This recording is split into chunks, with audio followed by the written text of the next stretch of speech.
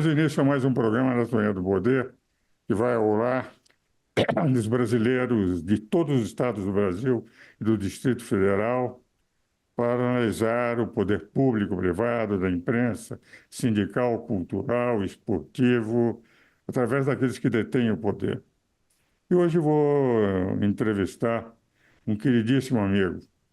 Foi 9 anos presidente da seccional de São Paulo da Ordem dos Advogados.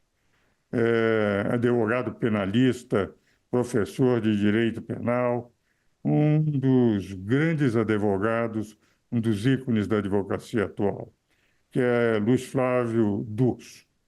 E vamos conversar nos 2 blocos. O primeiro sobre um assunto que hoje preocupa a todos, ao mesmo tempo que representa a possibilidade de um grande desenvolvimento, que é a inteligência artificial. E no segundo, a necessidade de valorização da advocacia.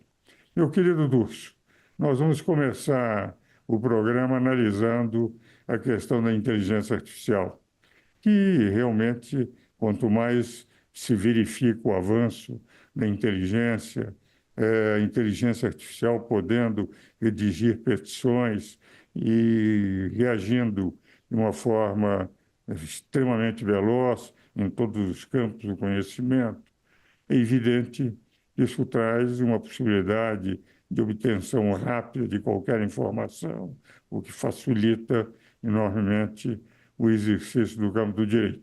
Mas, por outro lado, pode efetivamente trazer problemas referentes àqueles que querem descansar na inteligência e passam a deixar a inteligência agir no campo do direito, ao redigir petições, a fazer acusações, a decidir.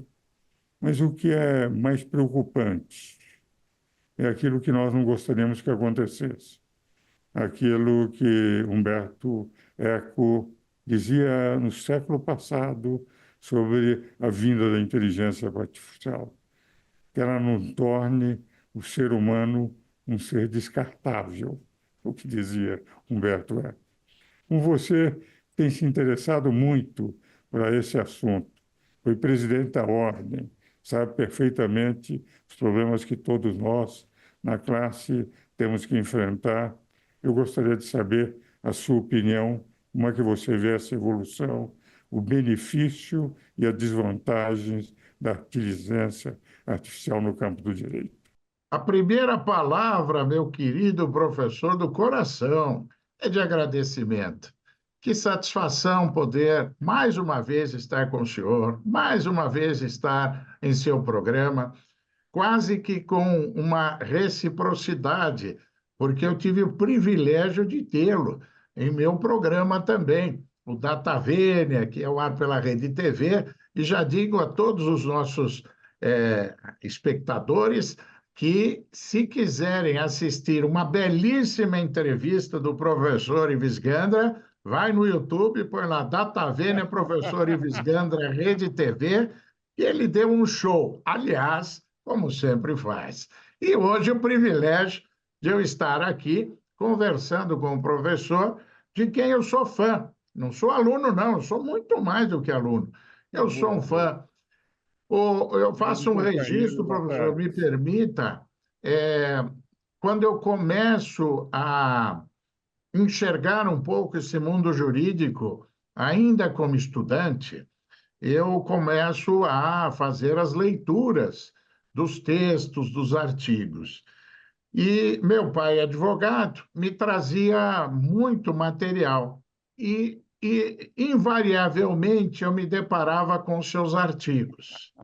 Artigos científicos e breve artigos também, especialmente para os jornais da época, Notícias Forenses, a Tribuna do Direito, tantos e tantos veículos voltados ao direito. E eu me lembro que eu passei a ter contato com o senhor e com o professor Celso Bastos. O senhor e o professor Celso Bastos têm obras extraordinárias, inclusive os comentários à Constituição brasileira. E naquela oportunidade, eu me aproximei do senhor para tentar até por osmose, beber dessa sabedoria toda. E, num dado momento, eu conheci não um jurista, não um professor, mas me permita uma criatura humana extraordinária, que tem fé, que acredita em Deus e que pautou sua vida em cima, atendendo a objetivos que estão muito além do material. Razão pela qual, professor, eu me sinto na obrigação de lhe prestar mais uma vez uma homenagem no início desse Obrigado. programa.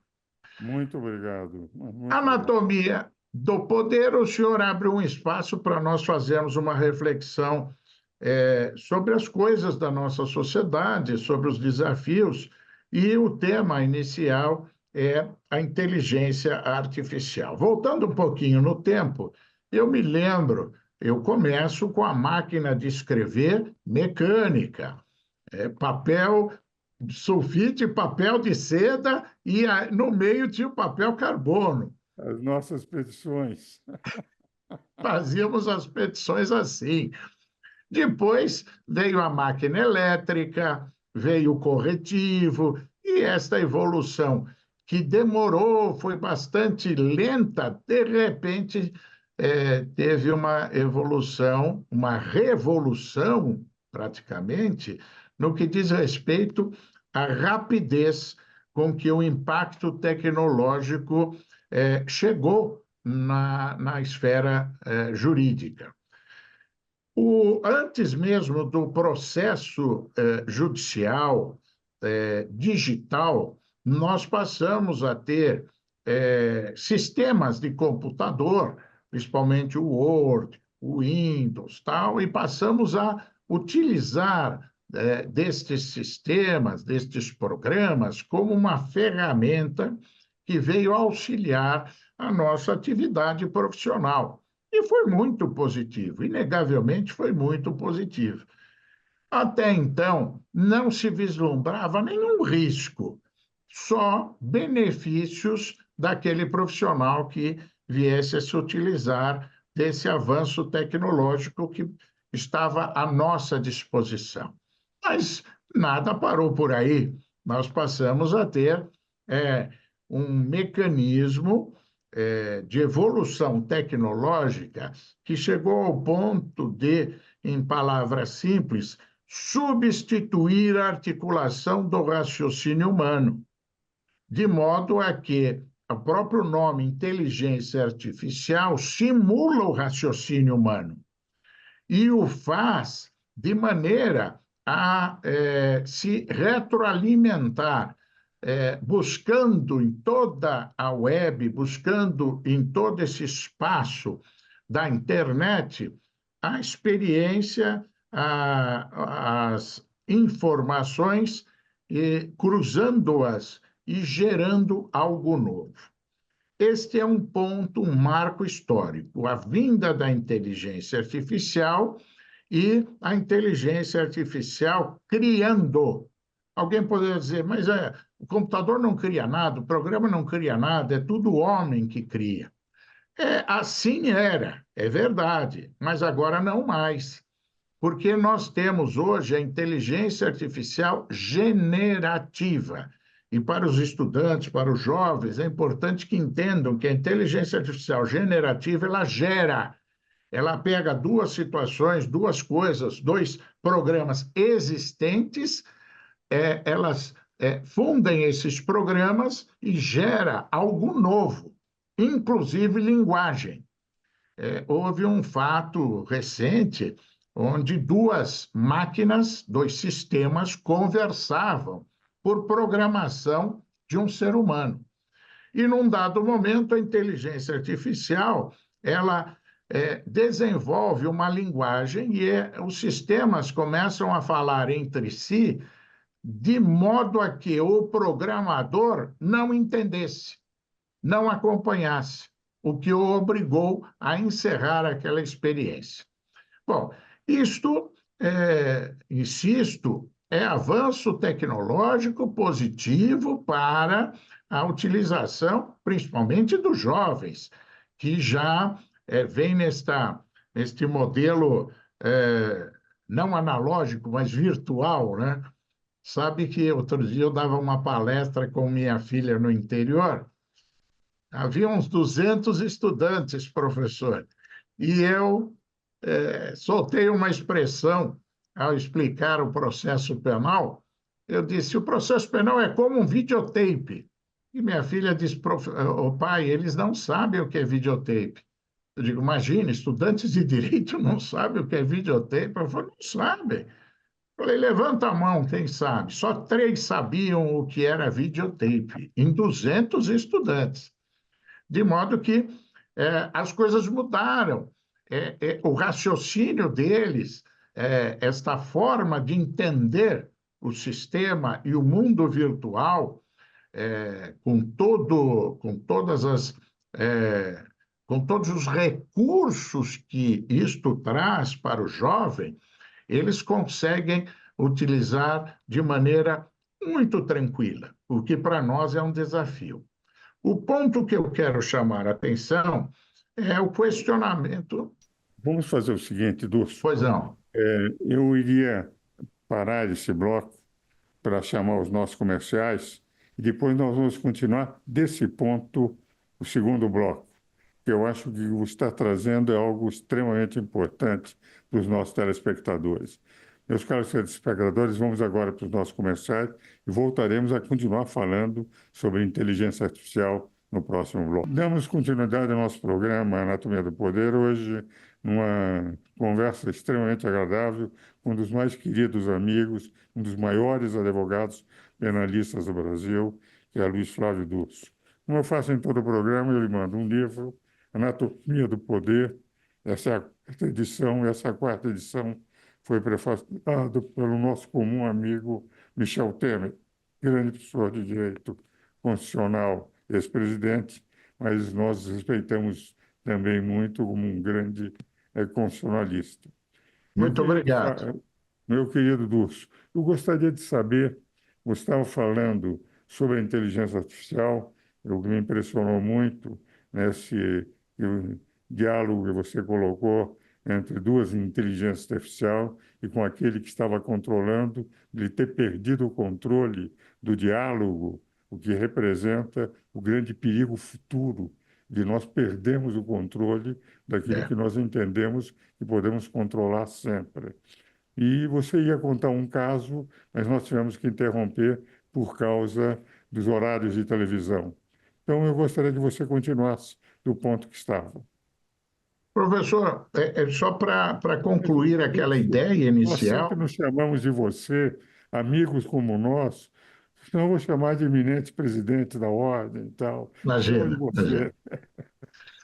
Mas só para concluir, muitos estudantes de direito, muitos jovens, às vezes nos procuram para dizer: olha, nós estamos inquietos, preocupados, porque a perspectiva desse impacto da inteligência artificial na advocacia poderá acabar com a atividade do advogado.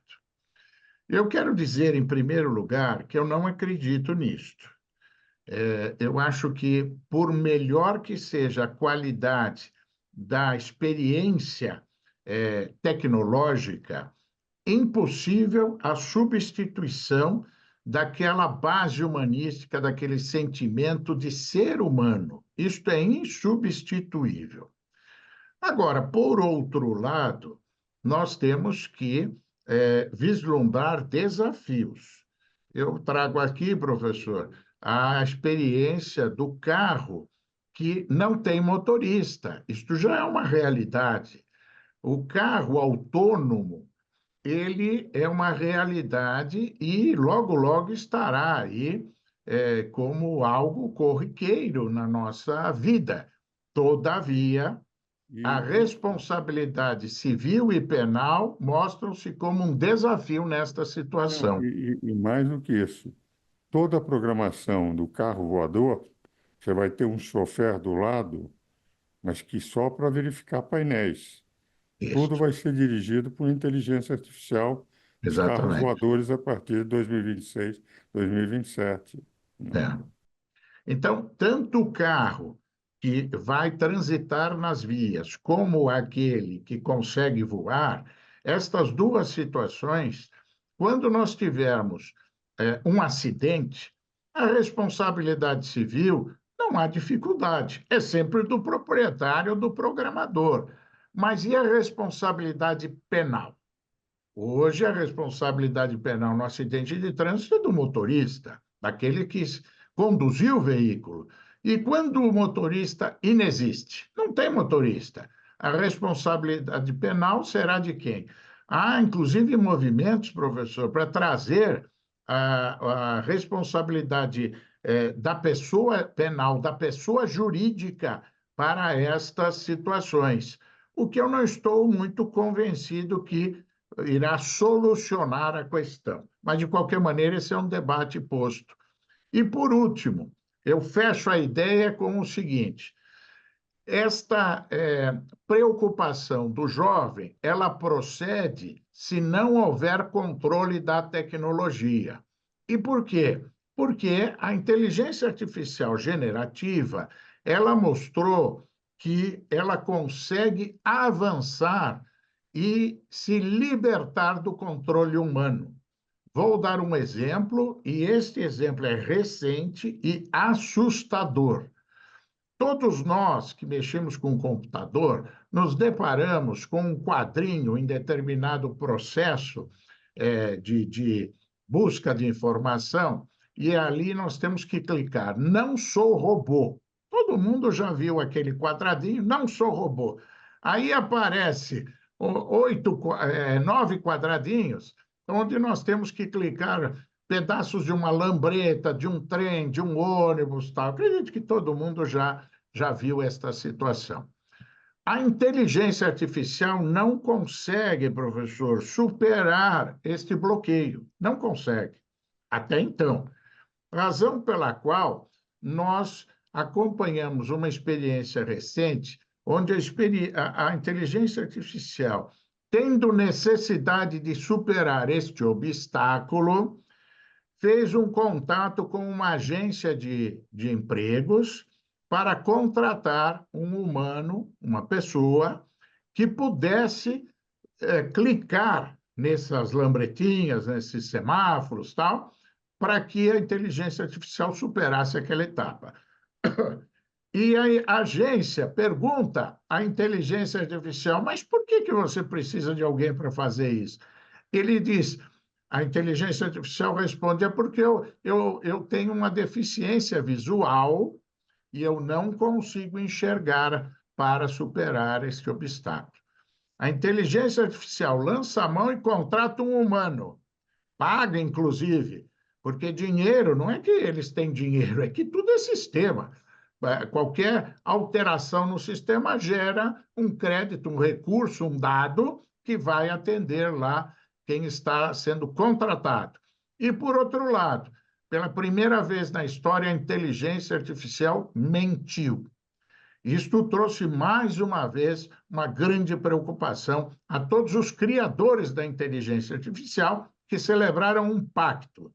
Temos que controlá-la, sob pena de, não, em curto espaço de tempo, a inteligência artificial nos controlar. De modo que a advocacia está aí, vamos utilizar, vamos controlar a inteligência artificial, mas utilizar como uma preciosa ferramenta sob comando humano sempre. Agora, esse é o grande problema, porque eu vejo dois aspectos que me preocupam. O primeiro aspecto é de que, por mais controle que se consiga através da lei, nós não vamos eliminar os hackers. E esses vão sempre trabalhar na marginalidade e poderão utilizar processos de descoberta de caminhos que nos preocupam. E o segundo ponto que me preocupa, por enquanto a inteligência artificial trabalha com soluções matemáticas lógicas. É uma velocidade enorme, é um aparelho que, enfim, faz com uma rapidez monumental toda espécie de conjunções, mas é uma solução matemática, lógica, física.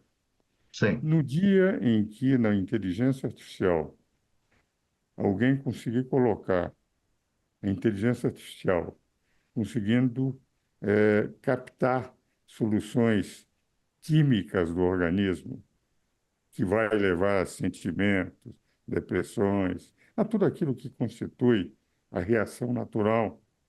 Isso nós podemos chegar, solucionamos o problema da física, mas nada impede que, com uma evolução rápida, chegamos, daí realmente nós estaremos com uma dificuldade enorme, com a inteligência artificial podendo sair completamente fora do controle humano.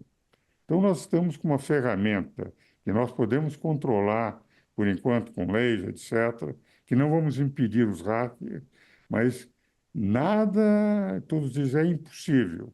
Eu digo, nesse campo, nada é impossível. O dia que saímos da física, caímos na química e compreendemos as reações do ser humano e jogada numa velocidade monumental, aquilo que Humberto Eco temia, do homem transformar-se num ser descartável, pode ocorrer. Enfim, é um E, grande desafio para a humanidade. e a preocupação que o senhor informa e registra aqui, ela procede porque há um submundo em tudo isto. Veja que a história da Dolly, lá da clonagem da ovelha, ninguém sabe ao certo se neste submundo está se fazendo clonagem humana. Mas temos que Exatamente, controlar isso, sob pena de ter exatamente. surpresas aí. E isso é um risco muito É, grande e nós desconhecemos que o submundo, para ser descoberto, quando é descoberto, já está bem evoluído nas nossas exatamente, experiências, não é? exatamente. Meu caro Lúcio, nós estamos chegando ao final do programa. Eu gostaria que você fizesse suas últimas considerações, não só sobre inteligência artificial, mas dissesse um minutinho só. O que você acha da advocacia nesse momento presente? Vamos lá. Com relação à advocacia, eu vejo a importância, do exercício pleno da advocacia para garantir os direitos do cidadão.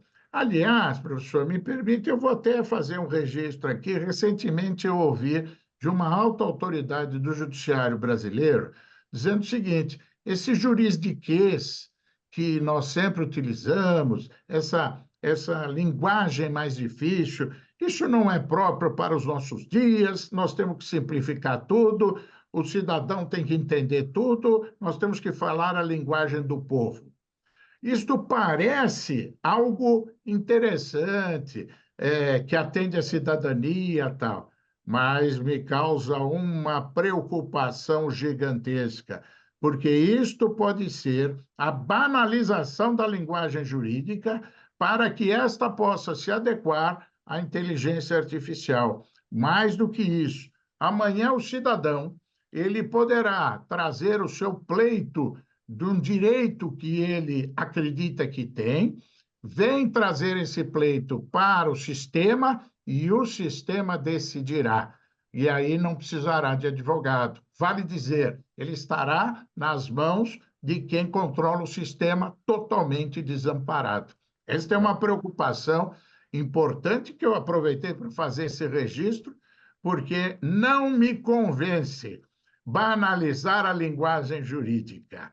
Também estou plenamente de acordo, meu querido Dulce. Dulce, muito obrigado pela sua presença, queridíssimo amigo, nossas famílias também, e os Sim. nossos filhos, e agora o meu neto também, com os seus filhos, todos hoje representando quase uma mesma família. Meu querido É, Dulce, muito obrigado, caríssimos telespectadores. Espero-os novamente no próximo domingo.